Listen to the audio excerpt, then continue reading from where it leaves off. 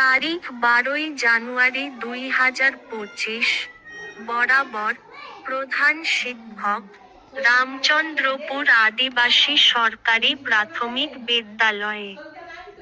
বিষয়, ছুটির আবেদন।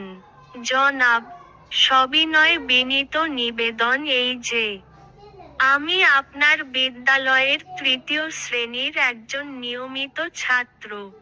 আমি হঠাৎ জ্বরে আক্রান্ত। বিদ্যালয়ে উপস্থিত হওয়া খুবই কষ্টকর। তাই আগামী 13ই জানুয়ারি 2025 তারিখে একদিন ছুটির প্রয়োজন। অতএব, বিধায় প্রার্থনা, আমাকে একদিনের ছুটি দানে জনাবের মর্জি কামনা করছি। নিবেদক, আপনার একান্ত অনুগত, মোহাম্মদ জুনাইদ, তৃতীয় শ্রেণী, রোল 4।